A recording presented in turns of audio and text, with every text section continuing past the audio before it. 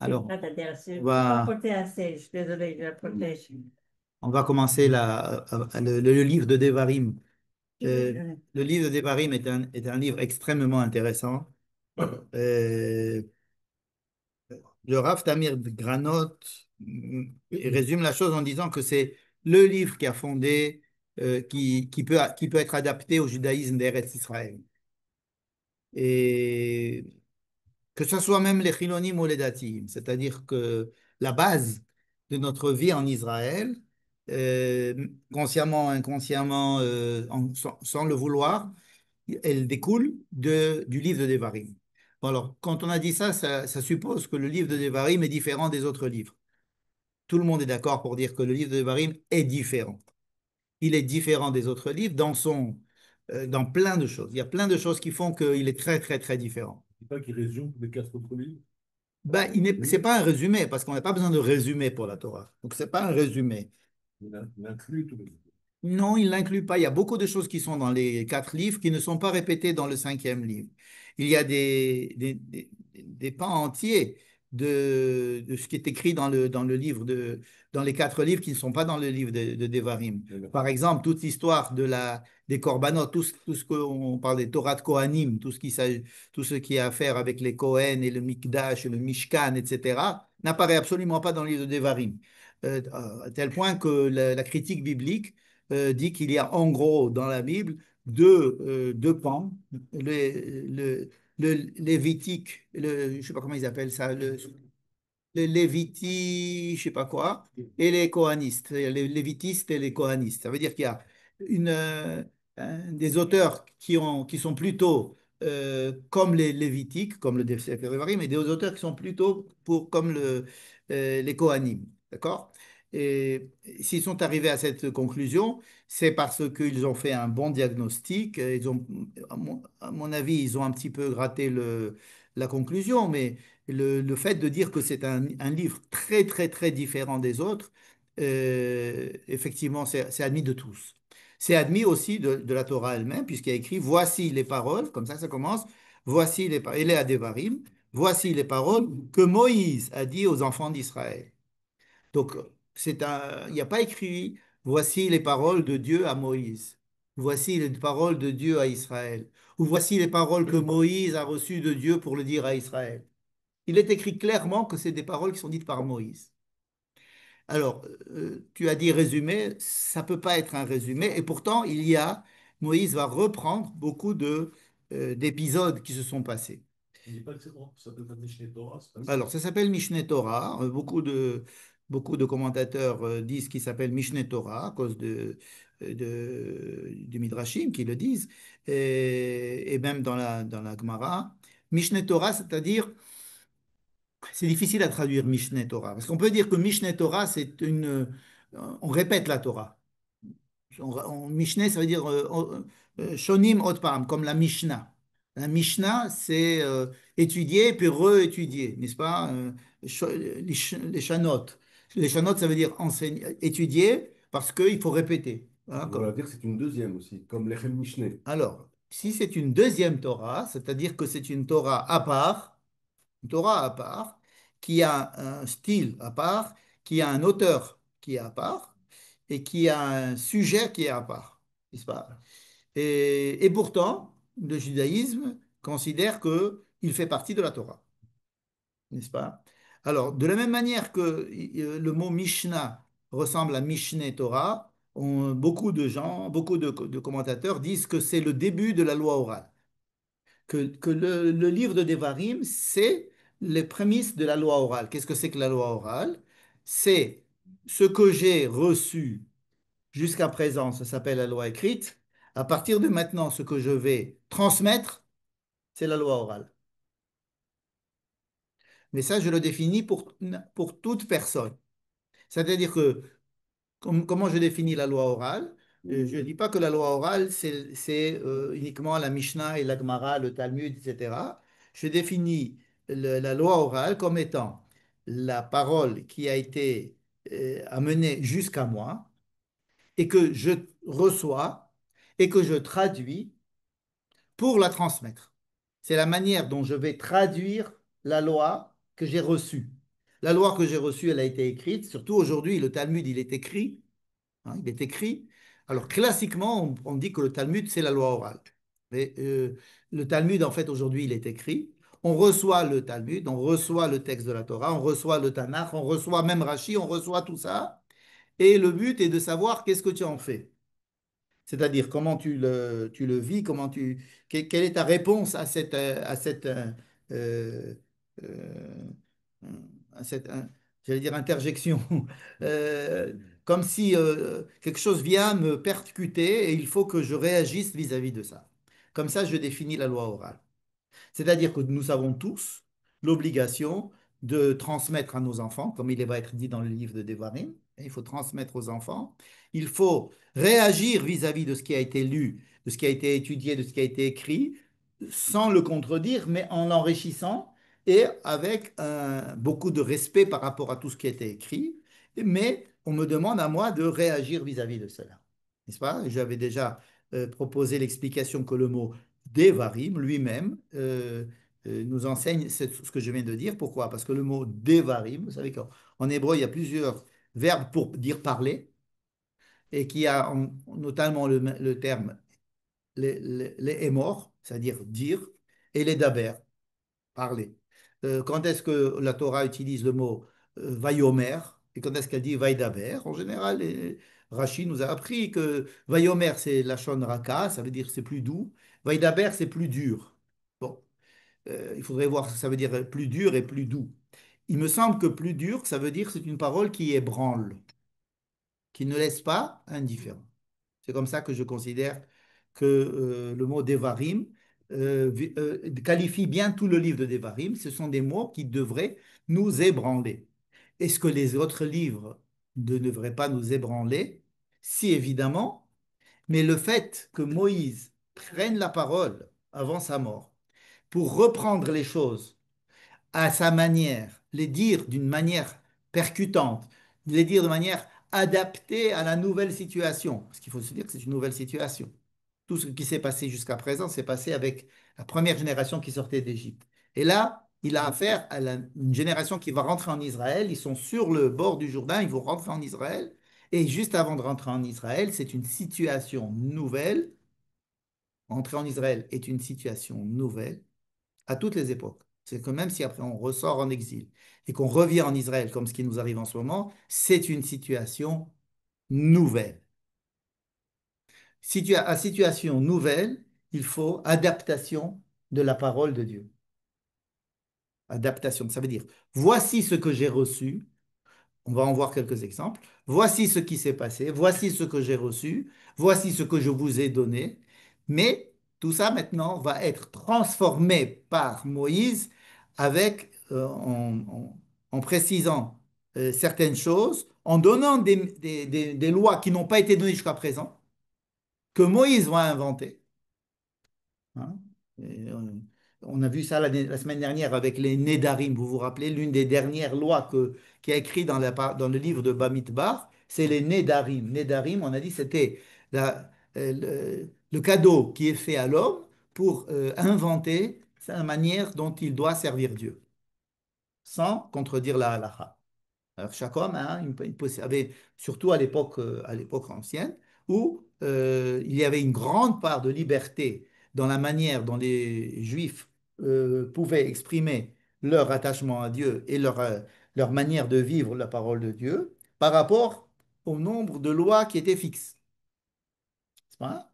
Et avec le temps, les lois fixes se sont étendus et les nedarim, c'est-à-dire la partie que la personne pourrait inventer, pourrait se créer elle-même, a diminué jusqu'à aujourd'hui où on dit fais pas de nedarim, bli neder, pas de nedarim, atarat nedarim, etc. Vous vous rappelez la semaine dernière. Donc on peut dire que Moïse, en fait, prend cette possibilité de faire des nedarim et va donner des nouvelles lois. Mais ce sont des lois extrêmement importantes sur lesquelles nous, par exemple, le Shema Israël, Hashem Eloheinu, Hashem Echad, Ve'afta et Adonai Elohecha, se trouve dans le livre de Devarim. C'est un texte fondateur, c'est un texte extrêmement important qui pourrait être peut-être l'équivalent des 10 commandements. D'ailleurs, c'est peut-être l'équivalent des 10 commandements pour Moïse. Parce que quand Moïse va dire après, dans la suite du livre de Devarim, il va nous parler de la Torah. Il va utiliser le mot Torah, ce qui n'a pas été utilisé jusqu'à présent. Jusqu'à présent, le mot Torah servait à nous dire, voici la loi de, voici, voilà la loi de Pessah, voici, soit Chukat Hapara, la vache rousse. Donc il y a des Chukat ou Chukat Ha'ola. D'accord. Ça veut dire Torah Ha'ola, pardon, pas Chukat, Torah Ha'ola. Ça veut dire le mot Torah, c'était la loi de. Tandis que Moïse, quand il va dire la Torah, et il va dire le Sefer Torah, et il a écrit ces choses-là, vous direz ces choses-là, n'est-ce pas? Qu'est-ce que c'est que ces choses-là? C'est la Torah. לא רחוקה היא, לא בשמיים היא, נכון? כי בפיך ובלבביך לעשותו, etc. Alors, qui ha mitzvah hazot, quand il va dire vers la fin de Devarim, cette mitzvah, de quoi il s'agit? De la Torah. Et qu'est-ce que c'est que cette Torah? Alors, d'après une étude très précise du Rav d'Amir Granot, qui s'appuie sur des commentaires anciens, il dit que la Torah commence pratiquement à Shema Israël, la Torah de Moïse. La Torah de Moïse commence à Shema Israël, puisque avant qu'il y ait écrit Shema Israël, il y a écrit et alors Moïse a commencé à enseigner la Torah. Et alors il y a eu Shema Israël, quelques versets de Shema Israël. Donc c'est vraiment des versets qui représentent, euh, qui sont équivalents aux 10 commandements, n'est-ce pas? Mais si on dit que c'est là comme la Torah orale, que c'est le début de la Torah orale, pourquoi on l'étudie de la même manière qu'on étudie les quatre premiers livres, c'est-à-dire Alors, avec il y a des versets, il y a de la gematria, etc. disons que elle fait partie de la loi écrite, puisque c'est une loi écrite et que le Sefer Torah il est composé des 5 livres de la Torah. Donc elle fait partie de la loi écrite. Mais il se trouve qu'à l'intérieur de la loi écrite, il y a un livre qui euh, euh, qui va être l'introduction à la Torah orale. C'est-à-dire que ce qui va donner la force au rabbin ensuite de continuer à faire ce qu'a fait Moïse ici, c'est grâce à Moïse, grâce au livre de Devarim, n'est-ce pas? Le fait qu'ils disent, voici, on va faire des lois, on va les interpréter de cette manière, on va les adapter de cette manière pour notre génération. On va dire qu'il y a Purim, qu'il y a Hanouka, il faut faire des brachot, il faut faire des tfilot, tout ce que les rabbins ont institué après, ils puisent leur force du livre de Devarim, de la force que Moïse a pris et qu'il a donc donné d'avoir à lui-même transmettre ce qu'il a reçu d'une manière différente. Et parler de la Torah de manière différente, c'est-à-dire adaptée à la nouvelle situation, ça, c'est l'introduction à toute la loi orale. Alors, officiellement, c'est de la loi écrite. Mais si tu veux, la loi orale va prendre sa source, va tirer sa justification du fait il existe le livre de Devarim. C'est que le livre des Barim, c'est comme un cheval de Troie à l'intérieur de la loi écrite, mais qui va donner ensuite la possibilité de faire de la loi orale. Dans quel sens, encore une fois? J'ai, moi, Moïse, reçu plein de choses. Je vous l'ai transmis, toute la Torah, très bien. Maintenant, entre nous. Bénez-nous, entre nous. Qu'est-ce qu'on en fait? D'accord.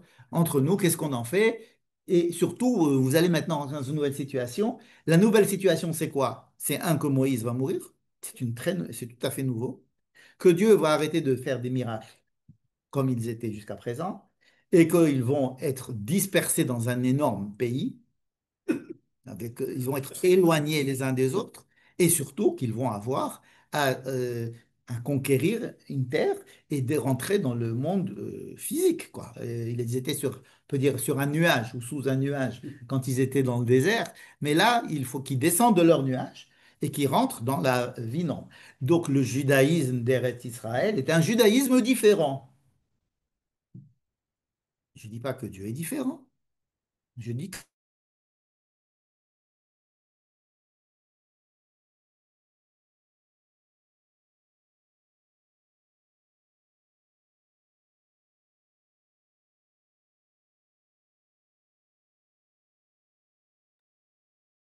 Michel, tu ne bouges plus là. Tu as un problème d'Internet?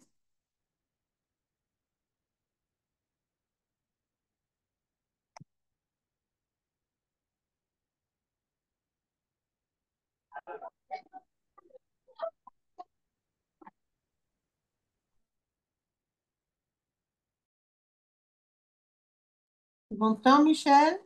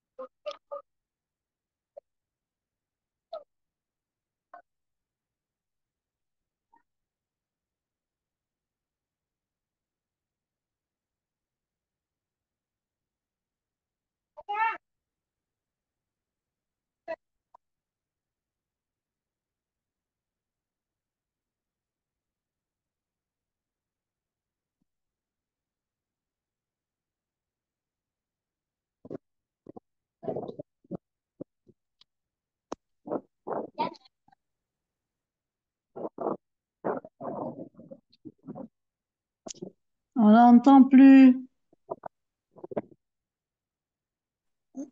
Michel, On Ouais, est coupé, tu as été coupé quand? on est coupé il y a depuis une minute, trois une minutes, minute. deux minutes. Ah, 2 minutes, très bien. Ok, alors on peut reprendre. J'espère que l'enregistrement continue. Ok, alors je m'excuse de cette interruption involontaire de notre volonté. Je passe la parole à nos studios. Comment c'était? G. Comment c'était? Cognac G. Cognac G. Merci, Cognac G. Et, bon, je disais que le livre de Devarim était euh, le cheval de Troie de la loi orale à l'intérieur de la loi écrite qui est la Torah. Et je pense que la grandeur du peuple juif, la grandeur du judaïsme, vraiment, je dis ça sincèrement. Quelle est non seulement la grandeur, mais la qualité principale du judaïsme, c'est qu'elle accepte et c'est qu'elle prend, elle unifie des points de vue différents. La Torah, il faut bien comprendre que dire que la Torah est une, c'est aussi difficile que de dire que le peuple d'Israël est un. Vous êtes d'accord qu'aujourd'hui, dire que le peuple d'Israël est un, c'est pratiquement une blague, n'est-ce pas? Mais, ou bien dire que la terre d'Israël est une. Oui, Hein. dès que c'est le bac, on a trop d'idées différentes. Parce qu'on a l'impression qu'on est tellement partagé que si on demande à quelqu'un qu'est-ce que c'est que le judaïsme, qu'est-ce que c'est qu'être juif, on aura autant de réponses qu'on a de personnes et encore, peut-être plus. Parce que on n'est pas, une personne peut avoir plusieurs définitions différentes aussi. Mais il se passe la même chose avec la Torah. Il faut bien être conscient de ça. La Torah, elle est composite, c'est une mosaïque de manières de voir les Ça se choses dire. très, très, très différentes. Et encore plus que la Torah inclut le livre de Devarim à l'intérieur, c'est vraiment un tour de force.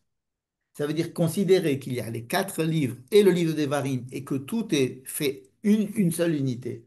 Alors, après tout ce que nous venons de décrire par rapport au livre des Devarim, que c'était une manière personnelle de Moïse de raconter les choses, que c'était une situation nouvelle, que c'était un rapport à Dieu et après, un rapport au monde qui est un peu différent, que ça va être quelque chose euh, de, euh, avec un style différent. Tout celui qui lit la paracha, c'est même pas la peine de la chanter à la synagogue ou de connaître la paracha. Mais tout un Baal Koré, mais même en entendant, les psukim sont très longs. C'est un style complètement différent. Il y a des listes de termes qui apparaissent dans le livre d'Evarim qui n'existent pas dans les autres livres. Et inversement, il y a des sujets qui ne sont pas du tout abordés. Il y a des sujets, quand ils sont abordés différemment. On va en étudier quelques-uns. Et donc, il y a quelque chose ici euh, qui est du domaine de du tour de force. Voilà. Le tour de force. C'est-à-dire que qui a écrit la Torah? Je ne sais pas. On dit, et que vous êtes tranquille, ça vient de Kadosh Baruch Hu, il a dicté la Torah à Moshe, au Mont Sinaï, tout. Très bien. Maintenant, le tour de force, c'est de mettre tous ces. Si c'est écrit par des prophètes, ou si ça a été donné à des gens différents et mis ensuite par écrit ensemble, peu importe. Le tour de force, c'est de prendre tous ces textes et d'en faire une unité. Ça, c'est le tour de force d'Israël. Et de la garder pendant 3000 ans, quasiment. Et de l'étudier, et de l'étudier comme un tout, Torah Achat. C'est quelque chose d'extrême. Quand plus on étudie la Torah, plus on se rend compte qu'elle est très, très, très composite, n'est-ce pas? Alors, le judaïsme que nous avons vécu depuis le Talmud, c'est un judaïsme qui a fait quoi? Je le dis sans arrêt. Qui a pris la Torah et qui en a fait quelque chose d'univoque. Par exemple, je te dis, là, il y a un verset qui me dit cette chose-là, mais ici, il y a un autre verset qui me dit le contraire. Or, là, il y a un truc qui me dit le contraire. Donc, on s'arrange entre nous, on fait notre cuisine et on dit, bon, voilà, on va faire ça, voilà la halakha, n'est-ce pas? Donc, qu'est-ce qu'on a fait depuis le début du Talmud?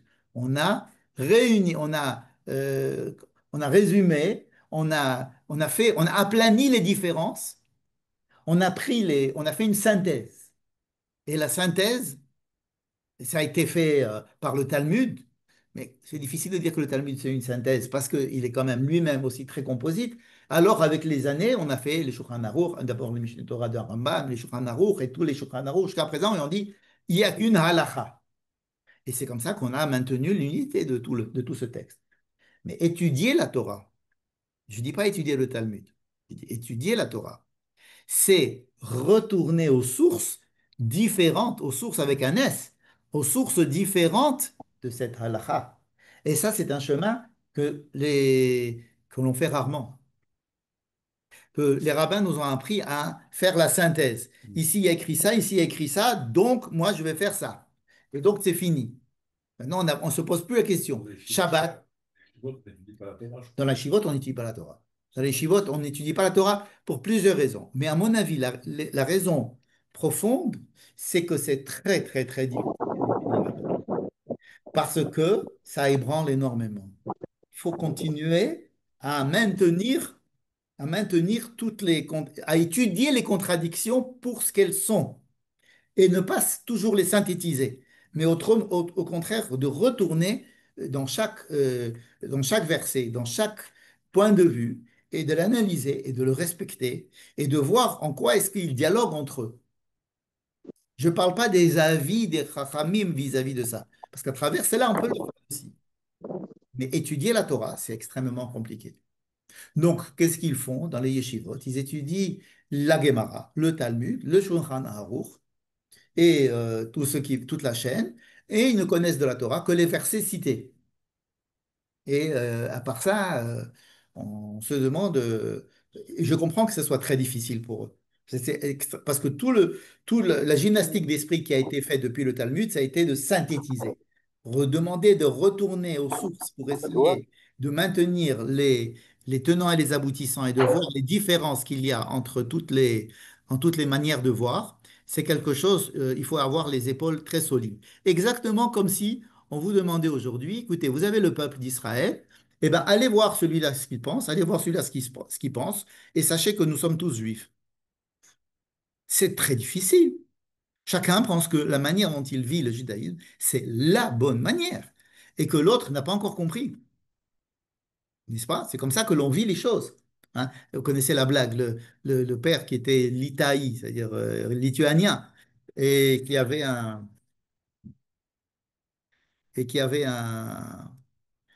fils qui est devenu chassid, malheureusement. Et tu peux éteindre, je ne sais pas comment on éteint ça.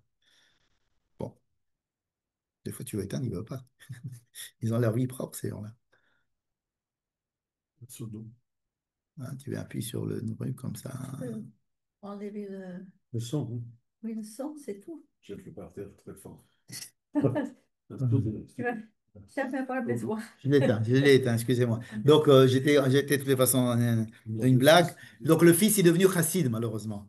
Et alors, au grand dame de son père, et son père lui demande de venir avec 10 personnes, et il lui dit, je te veux que tu me promettes qu'après ma mort, tu fasses le kaddish selon mon minag, et pas le tien. D'accord? Non, fais ce que tu veux, tu es grand, machin, mais au moins je veux que le Kaddish que tu feras sur ma tombe, tu le fais. Bref, il décède, il fait le Kaddish, le gosse, il fait le Kaddish, chassid. Et alors les gens autour, ils disent, on était là, tu as promis, c'est quand même, c'est l'honneur de ton père. Il dit, oui, non, je lui ai promis, il voulait ça parce qu'il était dans le Olam Hazé. Maintenant qu'il est dans le Olam Haemet, maintenant qu'il est dans le monde de la vérité, il est sûrement de mon avis que c'est ça. Maintenant, il a dû comprendre que c'est moi qui ai raison, évidemment. Bon. On a une blague, mais qu'est-ce que c'est la subjectivité? C'est ce que C'est toi ce tu que... penses. Et moi, l'objectivité, c'est ce que je pense. D'accord. Exactement ça. Bon, donc rentrer dans la tête d'un juif qui est différent de moi, le respecter, tout en continuant à faire à comprendre ce que moi j'ai compris, mais en se rendant compte de toutes les forces qu'il y a en Israël, c'est quelque chose de très, très difficile, parce que tu as l'impression de te perdre. Ah oui, alors peut-être que c'est lui qui a raison. Donc ça remet tout en... Donc il faut être très solide, très solide. Et donc, bon, c'est la difficulté d'étudier la Torah. Donc passer au livre de Devarim, c'est la chose la plus difficile. Parce qu'on quitte un monde pour entrer dans un autre monde.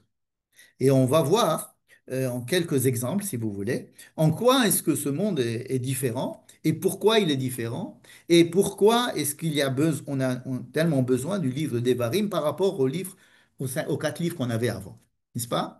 C'est pas par respect par Moïse, pour dire, bon, c'est le testament de Moïse, avant de mourir, il nous dit des choses, c'est le vieux patriarche qui nous mène au coin du feu et qui nous raconte, bon, c'est pas de ça qu'il s'agit. Et même quand il va nous raconter les mêmes histoires, c'est pas pour nous les raconter encore une fois. On n'a pas besoin de les raconter une fois, une autre fois. On a le texte, il est là.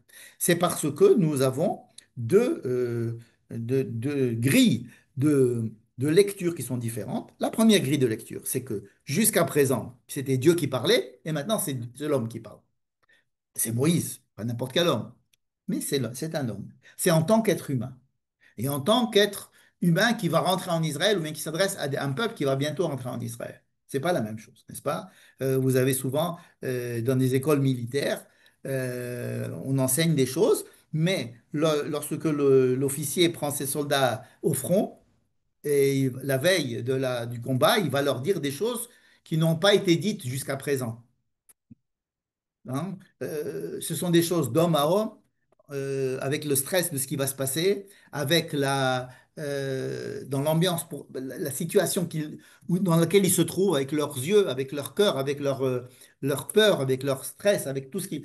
Il va leur dire des choses 1 minute avant la bataille qui sont très différentes de tout ce que lui-même leur a enseigné à l'école militaire. Et c'est très compréhensible. C'est très, très compréhensible. Bien. Quelles sont les choses qui apparaissent de façon évidente dans le livre des Devarim et qui n'apparaissent pas dans les autres livres et inversement? Je Michel, n'ai qui c'est qui dit que c'est le Oral. Devarim, c'est la loi orale? Le Harmech Davar, par exemple. Mhm. Le Harmech Davar, il le dit clairement. Mais c'est pas du tout le seul. Ici, nous avons dans le livre de Devarim, dites-moi les choses qui vous semblent. J'ai déjà dit une. Par exemple, on va pas parler du Mishkan. On ne va pas parler du Korbanot, on ne va pas parler de ce qui se passe à l'intérieur du Mishkan. D'accord? On ne va ne parler dans le Mishkan que du Aaron. C'est tout ce qui existe dans le livre de Devarim. Comme c'est tout le Mishkan, c'était le Aaron. Ça, c'est une chose. Deuxième chose, qu'est-ce qui n'apparaît pas ici? Par exemple, je vais vous dire quelque chose qui va vous surprendre. L'amour de Dieu. Une nouveauté. C'est une nouveauté. Il n'y a jamais écrit Ve'afta et Hashem Elohecha dans les 4 livres. Bah, Shema Israël. Il est écrit dans Devarim. Ah oui, donc il y a l'amour de Dieu. Dans Devarim, il y a l'amour de Ah, Dieu. Dans le livre de Devarim, il va y avoir la Yira et la Ahava. Les alors, deux. Oui, dans les 10 commandements, le premier commandement, si tu aimeras, tu oui, aimes oui. aussi. Cherche le mot Ve'afta là-bas, tu ne vas pas le trouver. Dans les 10 commandements, il n'y a pas écrit le mot aimer. Il y a écrit même respecte ton père et ta mère, mais il n'y a pas écrit aime ton père et ta mère. Euh, il y a de grandes voies pour servir Dieu, pour vivre en général, dans tout le système de la Torah. C'est la yirah et la ahava. On en parle depuis toujours que la yirah, c'est-à-dire la crainte, la rigueur, la ahava, c'est l'amour. Jusqu'à présent, nous avons vu dans la Torah que le mot yirah. Par exemple, les 10 commandements. L'un des buts des 10 commandements, c'est afin que vous ayez la yirah, la crainte de Dieu. Quand ils sont sur la mer, la première fois qu'on voit qu'il y a la crainte, c'est quand ils sont devant la mer avec les Égyptiens derrière. Il y a écrit Vayireu, Vayireu, euh, euh, ils ont eu peur. Et alors, ils ont eu peur, pourquoi? Pourquoi ils ont peur? Ben, parce que Dieu les a mis dans une situation où ils vont avoir peur. Donc, ils ont peur. Et de cette peur-là va naître leur intérêt pour ce qui va se passer. Et donc, ils vont craindre Dieu qui les a fait traverser la mer. Le don de la Torah, ils ont eu très peur. Alors Moïse est allé les rassurer, mais ils ont eu peur. Et le but de Dieu, c'est de dire afin que vous ayez toujours peur de moi. Hein. Donc il y a la peur, il y a le chauffard qui sonne parce qu'ils ont peur. Et attention, si vous approchez de la montagne, vous allez mourir. D'accord? C'est la peur. Hein. Etc. Il y a la peur existe. Dans le livre des Varim, Moïse va reprendre la peur, mais il va la limiter en disant il y a un autre domaine qui est l'amour. Pourquoi l'amour n'existe pas dans les 4 premiers livres? Étant donné que les 4 premiers livres représentent ce qui vient d'en haut, Dieu qui descend d'en haut, donc c'est la peur, ça vient d'en haut. C'est pas réciproque la peur. C'est pas tu as peur de moi, j'ai peur de toi. Ou alors euh, c'est, on n'en parle pas, on le dit pas en tous les cas. Mais la peur, c'est parce que il y a quelque chose qui vient d'en haut et qui, seulement la peur, ça va me paralyser. C'est interdit que la peur me paralyse. Donc la peur doit être absolument contrebalancée par l'amour. Non seulement ça, mais l'amour, c'est le but, plus que la peur. Et donc, L'amour de nous vers Dieu, pas le- l'amour de nous vers Dieu, parce que Dieu nous aime, c'est-à-dire une relation d'amour. Je vous aime, et donc, vous m'aimez, vous voulez m'aimer. Ça veut dire que quand Moïse va décréter tu aimeras ton Dieu, c'est pas Dieu qui décide vous m'aimerez. C'est Dieu, c'est Moïse qui dit vous aimerez Dieu et vous respecterez tous les commandements que je vous donne aujourd'hui. Hein? Asher Anochi Metzavé Etrem Hayom. Qui c'est qui est Metzavé Etrem Hayom? Asher Anochi Metzavé Etrem Hayom. Dans le schéma. Hein? C'est Moshe qui donne ses lois. C'est Moshe qui a devant lui un peuple donc il va lui créer des lois spécifiques pour le rendre apte à rentrer en Israël. C'est vrai, quand on lit tranquillement, On a l'impression que c'est Dieu qui parle. ואהבת את אדוני אלוהיך בכל לבבך וכל נפשך ובכל. והיו הדברים האלה אשר אנוכי מצווך היום על לבביך. D'ailleurs, il y a écrit dans la paracha de Kadesh li kol bechor qu'il faut avoir il faut avoir ça sur d'accord? Il s'agit là-bas d'un texte qui est écrit Kadesh li kol bechor et qui effectivement apparaît dans les téphilines. Mais il y a un deuxième texte, enfin deux autres textes qui vont être ajoutés dans les téphilines et qui ne vont être écrits que, il n'y a que eux qui sont écrits dans la mezouza, qui sont le schéma Israël, premier et deuxième paragraphe. Ce qui veut dire qu'il y a dans les téphilines à la fois deux textes qui font partie des 4 livres et deux textes qui font partie de ce que Moïse a dit uniquement. C'est pour dire l'importance. D'accord? C'est comme si on vivait sur le judaïsme de Moïse beaucoup plus que sur le judaïsme que Moïse nous a transmis de la part de Dieu. Je reviens sur cette histoire de Yir'a et Ahava. Moïse va dire l'essentiel, c'est d'aimer Dieu. Et on dit ça à qui? On dit ça à des gens qui sont un peu plus mûrs que ceux à qui on avait enseigné au début qu'il fallait craindre. La peur. À qui on enseigne la peur? Aux enfants. Attention, ne touche pas ça. Non, ne fais pas ça, etc. Bon, il y a la peur, il y a la crainte. Mais cette crainte-là, c'est uniquement pour pouvoir rentrer en contact, si j'allais dire. Rentrer dans avoir une certaine misguérette, une certaine Cadre. merci, un certain cadre. Mais le but, c'est l'amour. Et quand est-ce que l'amour il a été décrit dans le livre de Devarim? C'est quelque chose d'extrêmement important. Donc le livre de Devarim va rajouter l'amour à la ira. Il va continuer à parler de l'ira. Qu'est-ce que Dieu te demande aujourd'hui? Et là, l'ira auto. D'accord. Vous connaissez cette phrase-là qui va dire après que Ma Hashem shoel, Ve'ata Israël, Ma Hashem doresh mimcha, ki im l'ira auto. C'est simplement de le craindre. Alors, il y a beaucoup de différents degrés dans la crainte, mais la crainte reste quelque chose d'extrêmement important. Pourquoi? Parce que il ne faut pas qu'on tombe dans l'excès d'amour non plus. Un excès d'amour, ça fait beaucoup de bêtises. Hein, beaucoup, beaucoup, beaucoup de bêtises. D'accord? L'amour pour l'homme. Bref. Donc voilà une des différences entre les autres livres et ce livre. Que dans tous les livres, il y a écrit la yir'a et que dans le livre de Varim, il y a la yir'a et la ahava qui doivent être contrebalancés et chacun apporte son poids vis-à-vis de l'autre. C'est vraiment une histoire d'équilibre entre la yir'a, la crainte, et la ahava, l'amour. Bien. Donc, on avait dit, par exemple, deuxième chose, euh, euh, des histoires qui sont racontées, qui ont déjà été racontées et qui sont racontées encore une fois. Je vais prendre une. On va prendre deux, commencer par une. Vous vous rappelez lorsqu'il y a eu l'histoire des Méragelim, c'est-à-dire les explorateurs. Alors, on a dit, on va voir si c'est bien pour nous d'aller en Israël. Donc, on se trouve encore au mont Sinaï. On sort un tout petit peu du mont Sinaï un an après et on dit maintenant on va aller en Israël. Donc, on envoie des explorateurs, les explorateurs ils viennent, etc. On dit bon, on ne peut pas monter. On ne veut pas monter en Israël. Quoi? Vous voulez pas monter en Israël? Vous allez tous mourir ici pendant 40 ans. Et il y a eu un autre épisode, juste après, c'est les Mahapilim. Qu'est-ce que c'est que les Mahapilim? Il y a des gens qui sont venus, qui ont dit, ah, mais on s'excuse, euh, on a fait une faute, on voudrait repartir oui, on va y aller. Et Moïse leur dit, non, ne montez pas. Et ils disent, oui, on va. Ils disent, donc, Dieu n'est pas avec vous.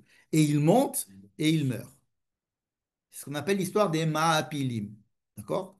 Donc, on va essayer de comparer, par exemple, ce texte-là des Mahapilim, qui est très court, avec la même histoire qui est racontée ici par Moïse.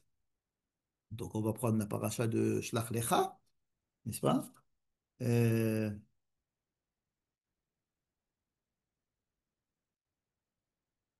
voilà. Pas les maps des années 50 ou des années 40. C'est quoi? C'était quelle année les maps?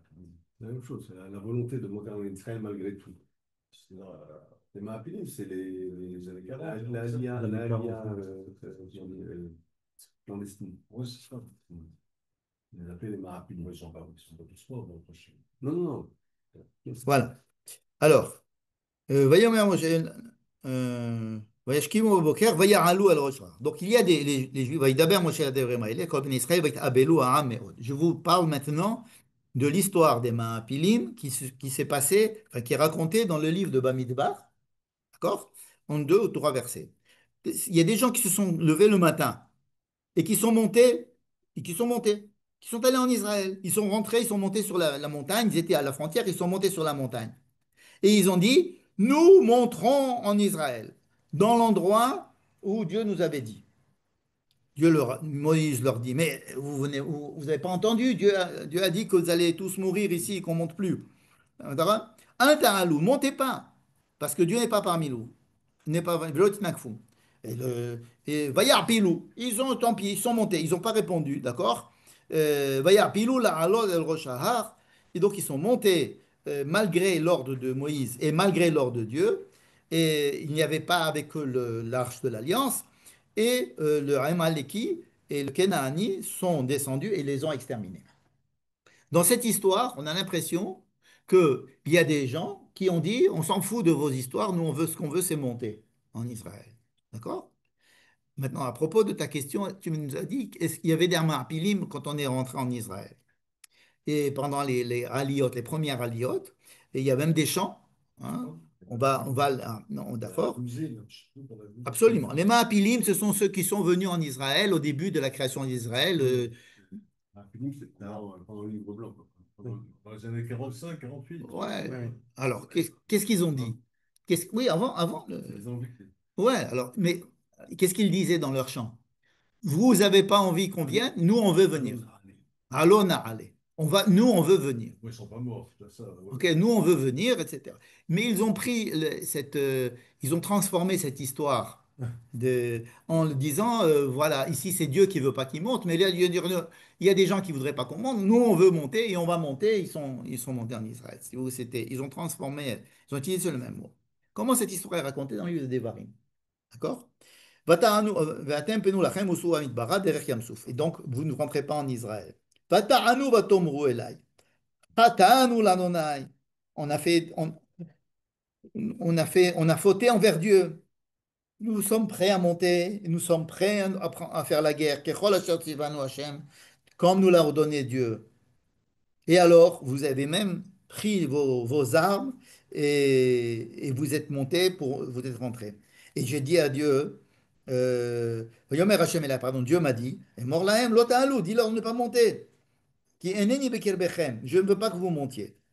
Vadaber elechem, je vous l'ai dit et vous n'avez pas entendu.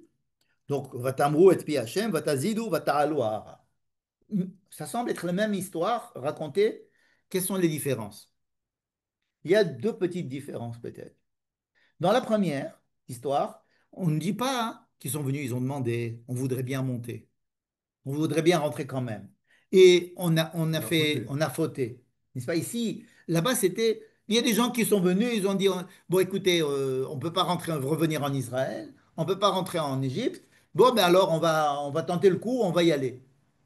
Et ils sont partis. Mais ils ont été partis de façon effrontée, sans parler à Moïse, sans entendre ce que Moïse avait à dire, contre l'avis de Dieu, contre l'avis de Moïse. Et ils sont allés, et ils ont reçu sur la tête, ils ont reçu leur punition parce qu'ils sont entrés dans la gueule du loup sans préparation. Ici, c'est un peu différent, vous êtes d'accord? Ils disent, Khatanu, nous avons fauté, on fait teshuva. Ok, la faute des Meraglim, c'est quelque chose de terrible, et nous faisons teshuva. Alors, on voudrait bien monter. Pourquoi pas? C'est-à-dire que si vous dites, ah, vous n'avez pas voulu monter en Israël, alors vous allez tous mourir. Non, non, non, on veut monter. La preuve, on reconnaît qu'on a fauté et on est prêt à y aller et on prend même c'est pas du cinéma, on s'arme et on monte. Mais toujours dans l'idée de faire teshuva. Et là, Moïse leur dit non. Ça paraît quand même plus difficile que le premier épisode. Premier épisode, on peut dire, bon, il y avait des gens qui ont fauté en ne en voulant pas rentrer, c'est-à-dire alors que Dieu voulait qu'ils aillent en Israël et eux, ils ne voulaient pas. Et là, Dieu ne veut pas qu'ils aillent en Israël et eux, ils veulent. Et donc, bon, mais là, ils parlent, ils disent, et ils disent qu'ils veulent faire tchova, et ils disent Khatan. Pourquoi est-ce que Moïse raconte cette histoire de cette manière différente? Et pourquoi est-ce que Dieu n'a pas accepté cette teshuva? Est-ce que vous êtes d'accord? Vous comprenez la question que je Parce pose? qu'on ne peut pas parler aux Rappelim, parce qu'ils sont tous morts. Donc ils parlent aux ceux. Non, mais là, il parle, non, il raconte ce qu'il leur est dit au Ma'apilim, alors que ce n'est pas dit dans le texte de Shelach Lecha. Là-bas, il n'y a pas écrit qu'il y a eu, qu'ils ont répondu, qu'ils ont dit on voudrait bien y aller, nous avons fauté. Alors que ici, Moïse raconte ce qui s'est passé dans la génération précédente en rajoutant des choses. Alors, pourquoi ils changent? Et deuxièmement, pourquoi ils n'acceptent pas leur teshuva?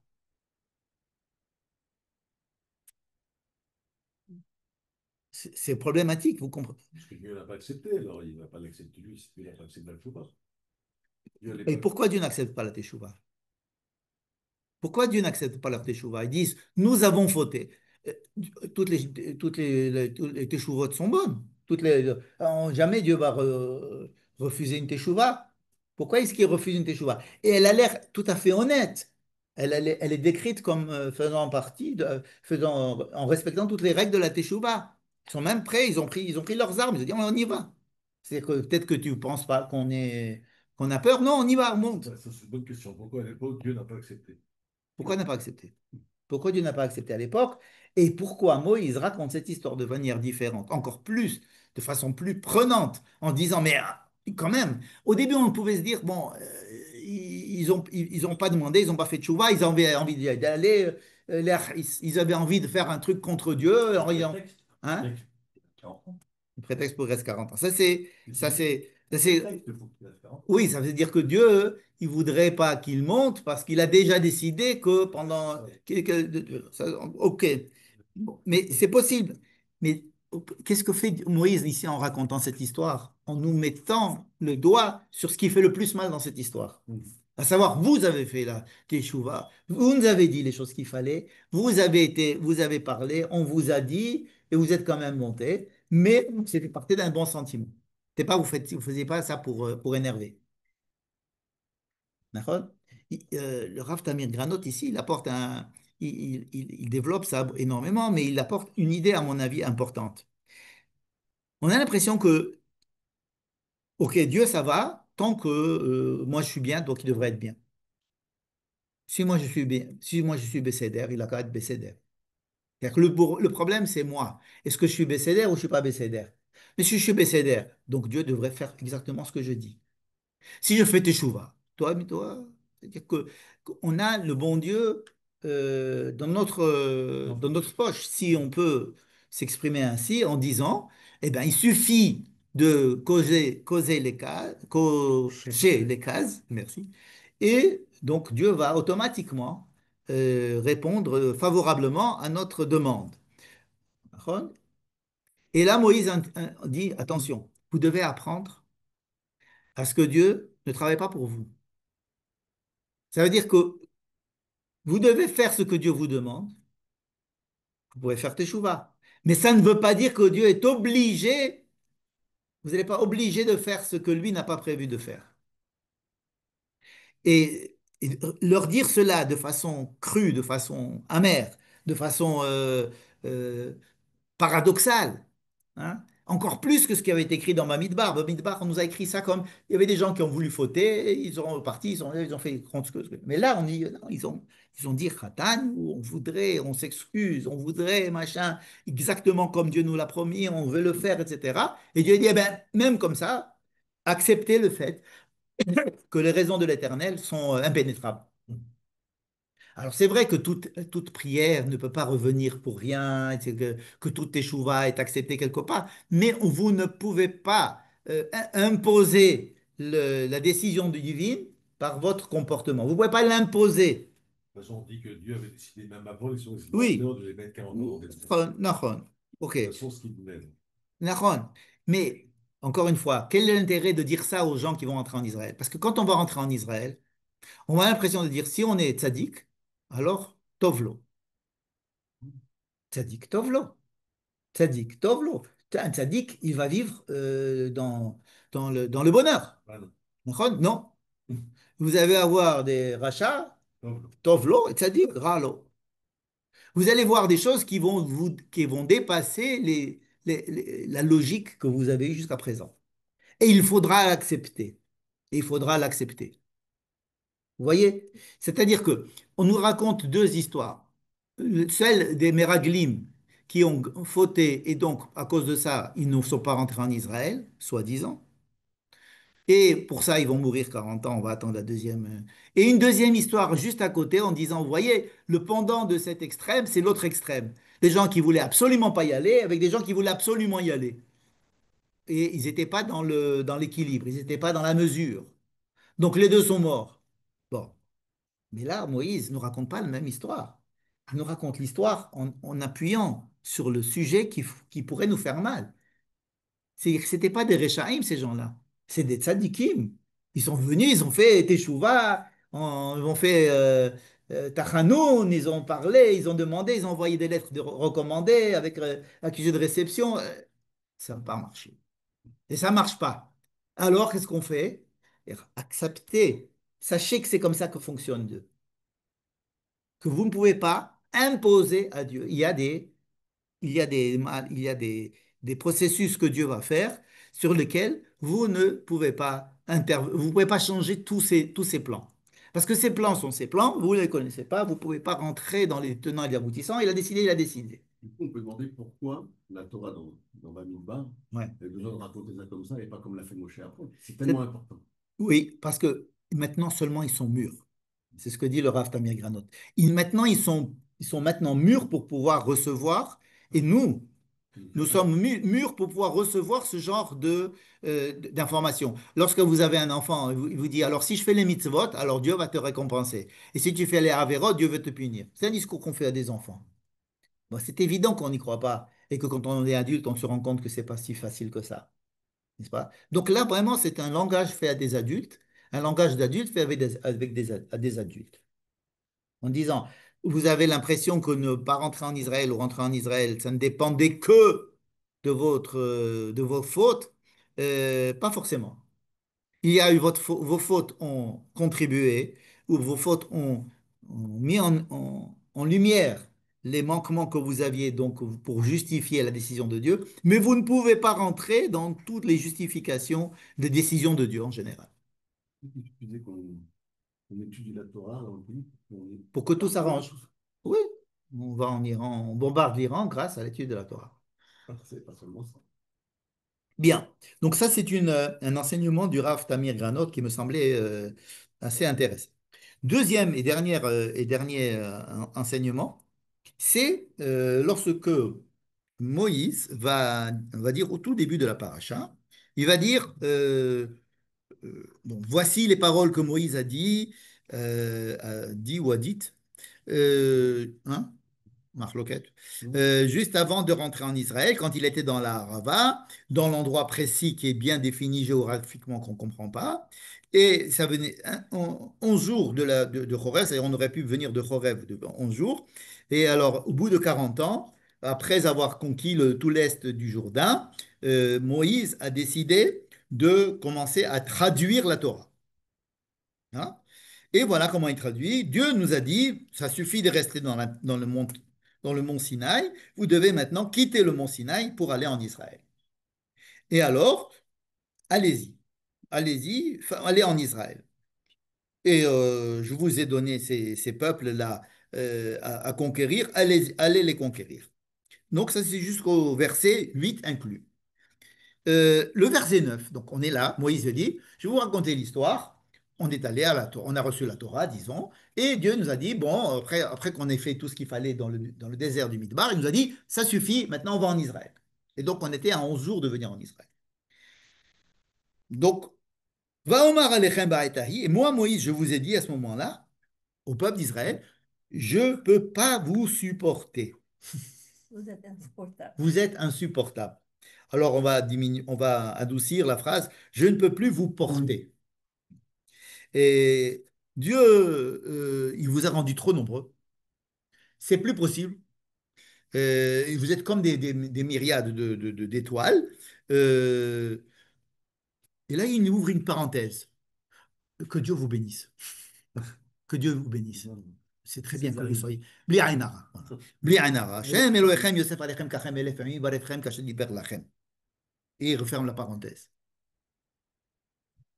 Comment puis-je supporter votre nombre et votre Torhachem, vos Massachem, Verifchem, tous vos problèmes, les problèmes des Juifs, c'est insupportable. Et alors, j'ai eu une idée.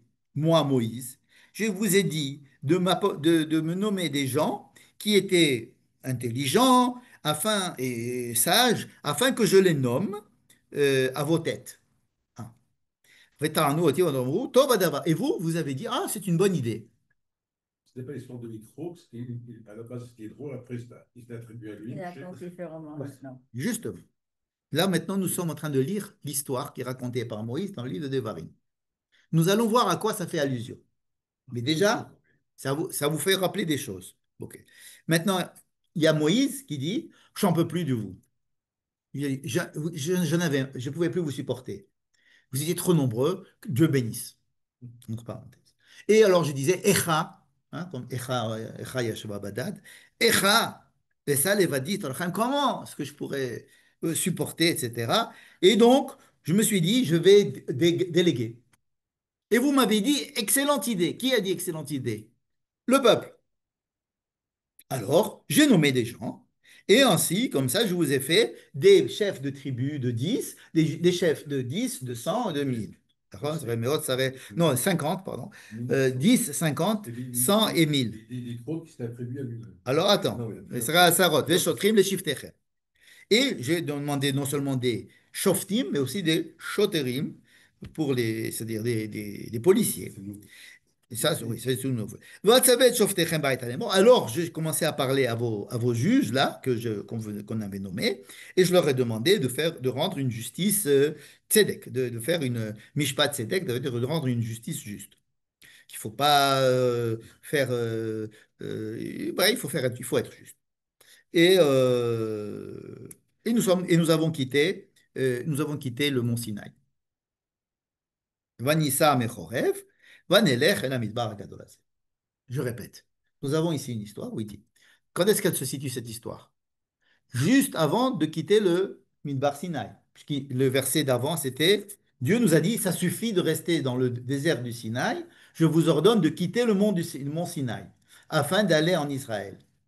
À ce moment-là, Moïse leur raconte une histoire qui est, à l'époque, j'en pouvais plus de vous, et donc je me suis dit, j'en peux plus.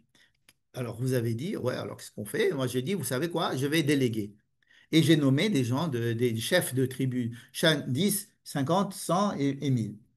Et je leur ai donné des pouvoirs, et je leur ai donné des moyens de faire appliquer la justice pour des policiers, et voilà, tout était très bien. Et alors, à ce moment-là, on a quitté le mont Sinaï.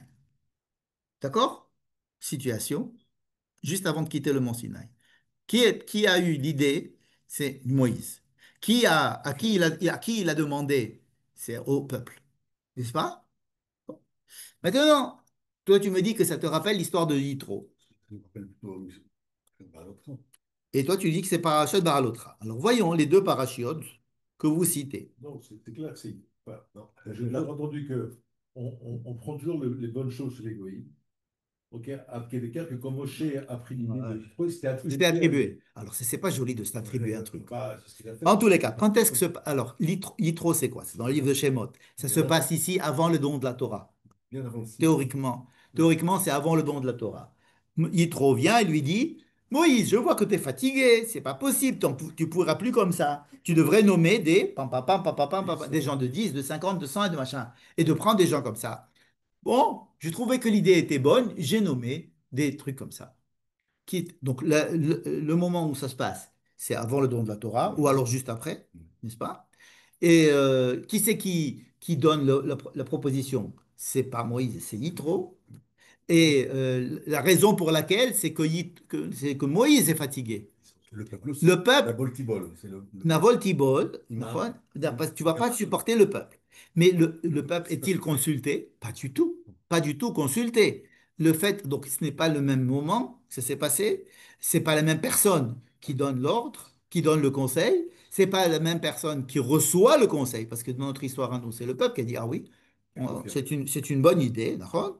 Vataranu vatomru, tov adavar asher dibarta. C'est le peuple qui dit, ah oui, c'est une bonne idée. Et c'est comme ça que Moïse agit. Alors que il n'a pas demandé à Dieu. Dieu n'existe pas dans cette histoire. Il y a Moïse et le peuple. Dans notre histoire, c'est Yitro et Moïse. Donc, voyons maintenant la proposition de Daniel. Dans le livre de Bamidbar, il se trouve que dans la paracha de Ber Halotra, quand ils ont déjà quitté le Sinaï, il va y avoir des gens qui vont se mêler pour Moïse et qui vont lui dire, bref, on veut la viande, et avatichim, et chatzir, et betzalim. Vous connaissez l'histoire, d'accord? Il y a le asafsouf, donc là c'est le kivot atahava, et le asafsouf, et machin. Et là, il y a dans le verset 11 du chapitre 11, Moïse va dire à Dieu, j'en peux plus de ce peuple.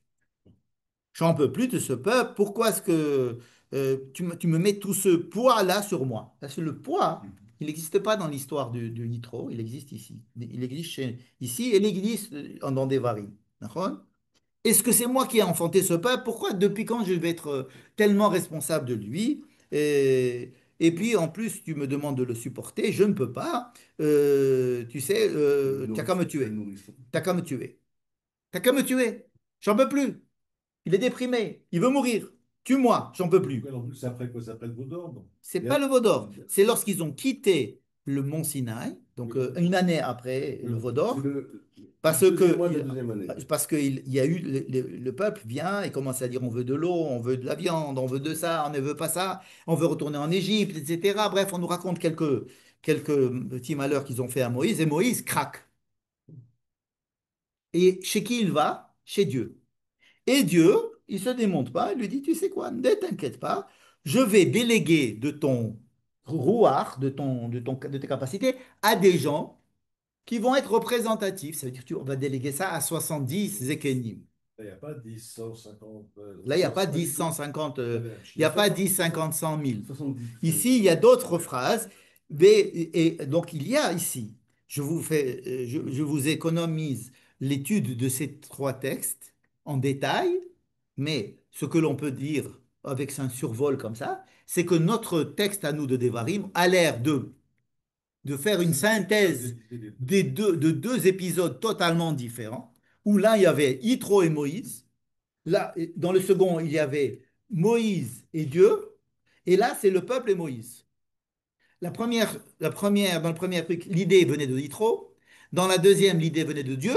Et dans la troisième, l'idée vient de Moïse. Donc, il n'y a pas que Yitro qui peut être vexé. Dieu aussi peut être vexé. Parce que lui aussi. Bon, d'accord? Donc, en plus, le moment où ça se passe, théoriquement, c'est un moment entre les deux. C'est ni l'un ni l'autre. C'est ni au début de l'année qu'ils ont passé au Mont Sinaï, ni à la fin de l'année qu'ils ont passé au Mont Sinaï, c'est après. Donc, il y a une histoire de Yitro qui se passe au début. L'histoire de Devarim, c'est une fois qu'ils ont quitté, et Devarim, ça se passe avant qu'ils quittent. Donc, rien ne correspond. C'est que si on peut dire que cette histoire-là est la répétition d'une ou de l'autre, non. Mais elle reprend des motifs qui sont dans l'une et dans l'autre. Alors là, ça nous repose la même question. Pourquoi? Et qu'est-ce que ça veut dire cette histoire? Pourquoi tu prends deux histoires, tu les mélanges et tu nous racontes une autre?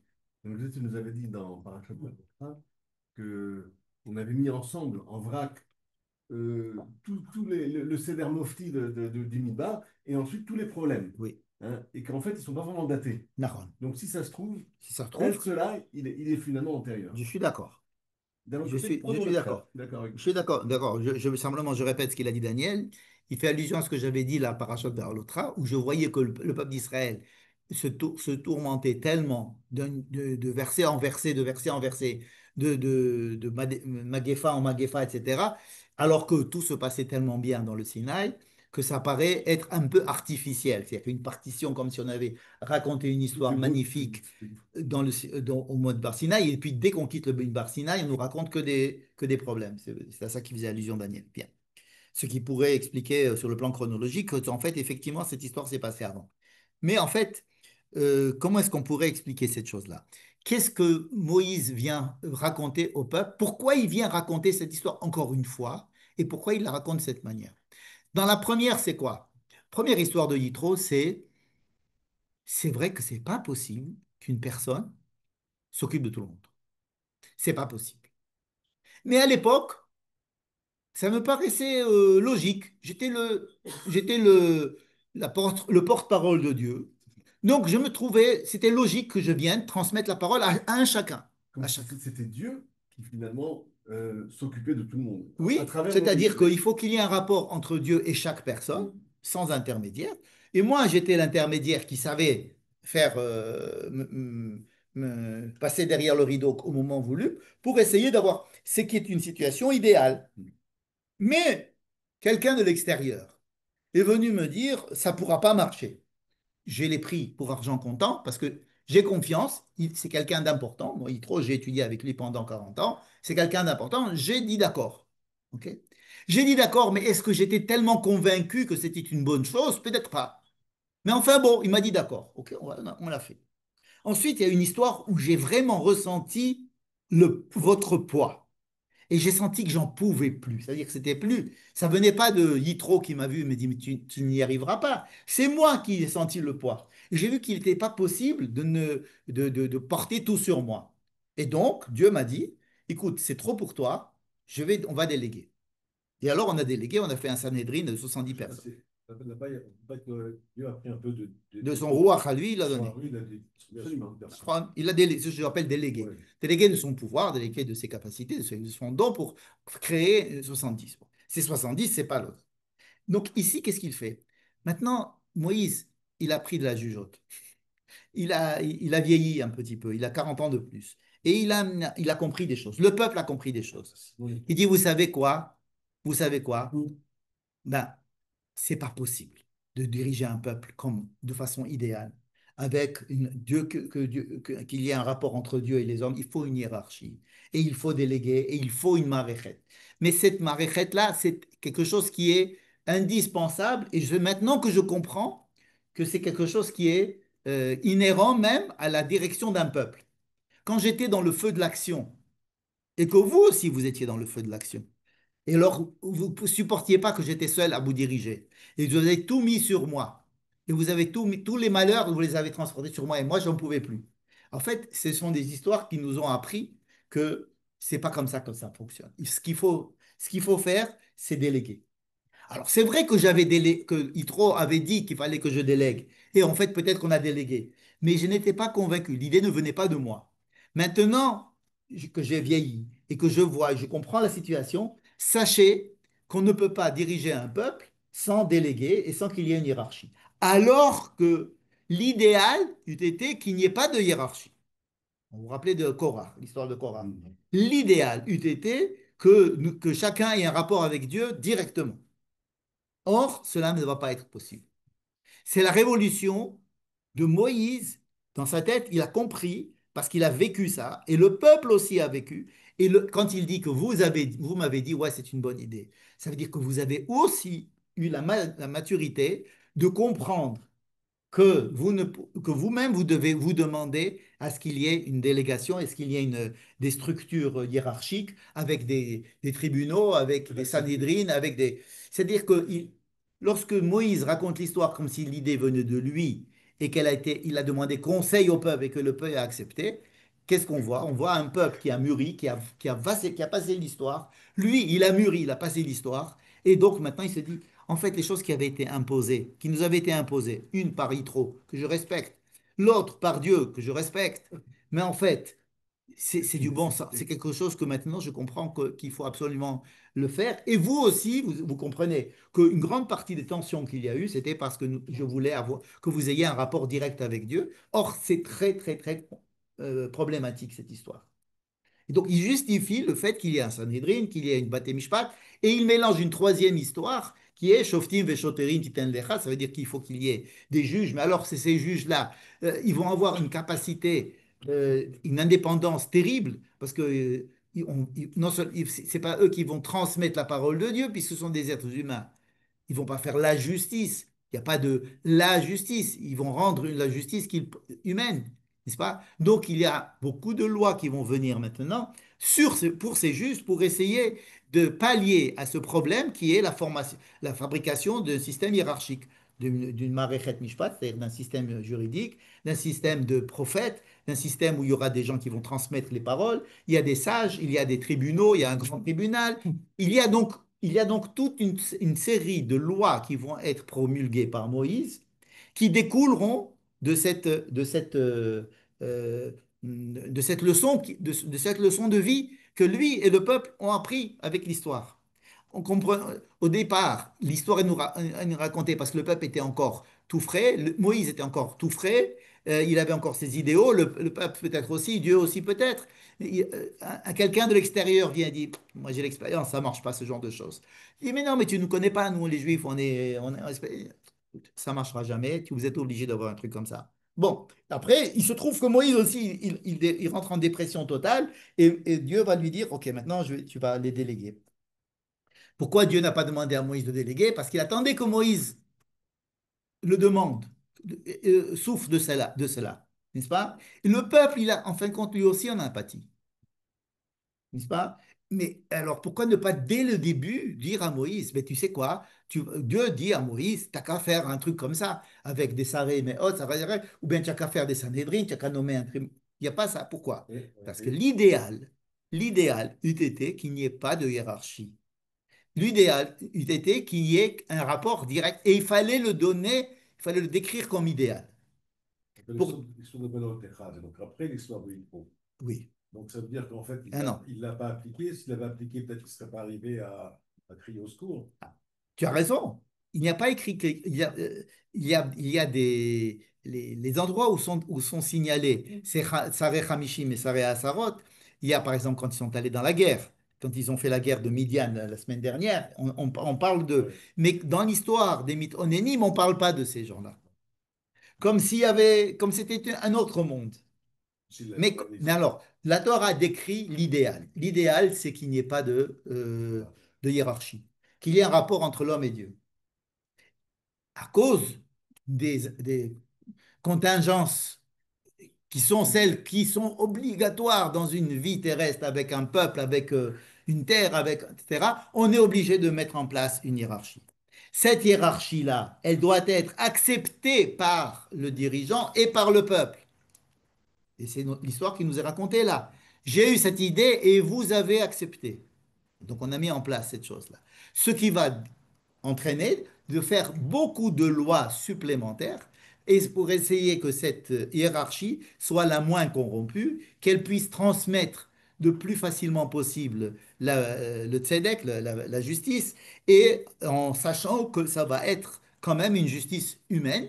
Et donc il y a une maréchette de Sanhedrin, il y a une maréchette de petit tribunal, un grand tribunal, un très grand tribunal, jusqu'au moment où si c'est trop important, on va chez le Cohen avec les Urim et Tumim. C'est-à-dire qu'il y a ici des recours sans arrêt, parce qu'on sait qu'il s'agit de tribunaux humains, et que le tribunal humain n'est pas un but en soi, mais c'est un compromis.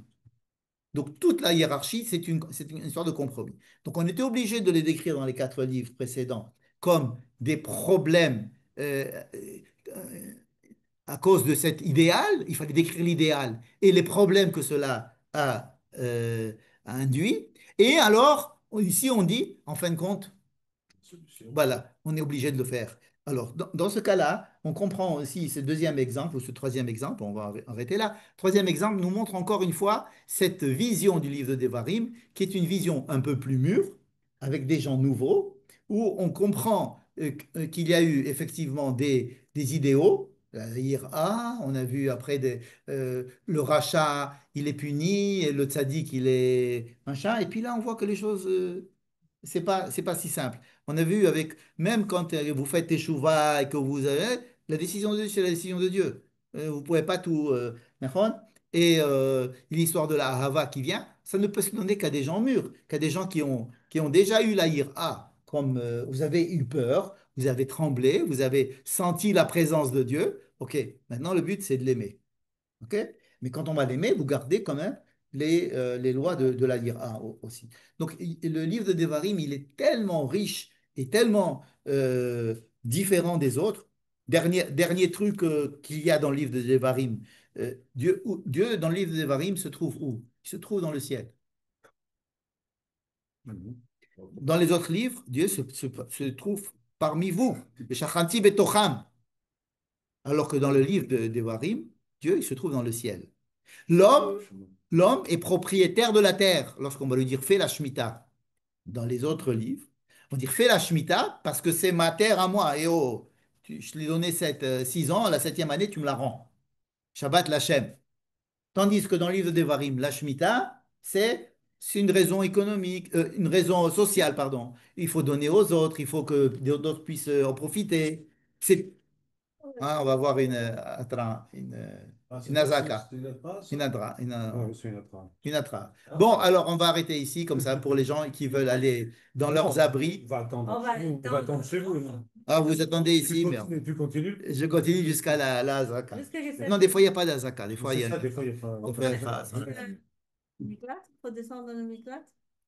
ça, c'est du genre Thémani. Je regarde par la fenêtre, il y a des. D'après le bruit de C'est genre Témani. c'est du genre Thémani, ça. C'est un air Thémani. Et Oh, on ne sait rien, on ne sait rien. donc, je disais que dans le livre de Devarim, Dieu se trouve au ciel et il a donné la terre à l'homme. Shamaim, Shamaim, l'Adonai, ve'aretz natal livnei Adam. Ça, c'est la base du livre de Devarim. Parce que l'homme est propriétaire, l'homme a une énorme responsabilité Et Dieu vient lui dire, s'il te plaît, fais ça à ton prochain, donne de l'argent aux pauvres. Parce que rappelle-toi que moi, ça veut dire que l'homme a un pouvoir beaucoup plus grand que ce qu'il avait dans les 4 livres précédents, où il était vraiment écrasé par la présence de Dieu. Et il ne devait sans arrêt être pur, et il ne fallait pas qu'il bouge ni à droite ni à gauche, etc. Donc il y avait la présence de Dieu, et Dieu descendait, et donc on avait la ira. Mais là, dans le livre de Devarim, il est clair que l'homme, il a toute sa responsabilité, il a une marge de manœuvre énorme, n'est-ce pas? Et Dieu est décrit comme étant du ciel. Et alors le Mishkan, c'est simplement là où on rappelle son nom, de chacun, Shemo, Sham. Mais c'est pas Mishkan Betocho, où il va résider lui-même. Ça va être son nom, c'est sa boîte aux lettres. C'est là, à partir de là, que ça va monter au ciel. Mais il est au ciel, et s'il s'est mis au ciel, c'est pour donner de la place sur la terre. Donc le livre de Devarim, c'est vraiment un livre presque chiloni, ça veut dire un livre qui va s'attaquer qui va donner à l'homme toute la liberté et la responsabilité de sa vie sur terre. Et simplement lui dire, n'oublie pas Dieu, n'oublie pas Dieu. Donc il y a ici Moshe qui est obligé de faire un long discours pour dire, je vous donne une énorme liberté, mais sachez qu'elle est très dangereuse. Donc il leur rappelle sans arrêt les problèmes que cela a pu entraîner. Voilà, c'est tout. Non, le désert, c'est c'est un peu, ils vivaient comme un peu dans le ciel, comme dans un nuage, comme tu Ouais, disais tout à l'heure. C'est-à-dire que les Bnei Israël étaient dans le ciel quand ils étaient dans le désert, et Dieu, il était dans dans la terre. la terre Et astérale. là, il faut Mais là, s'inverser. pour rentrer dans la terre, Dieu, il monte le ciel. Exactement. Ça veut dire que Dieu l'homme. laisse la place à l'homme. Dans le livre de Devarim, Dieu s'efface et laisse la place à l'homme. C'est pour ça que c'est Moïse qui parle. Il recevait le pain du ciel, enfin, tout était du ciel là-bas. Nachon. Et là, maintenant, il va laisser la place. C'est ça la loi orale. C'est percuter, avoir la parole divine, et une fois qu'on t'a percuté, tu réagis. C'est chez nous, ça? Ouais, c'est ici. Allez. Il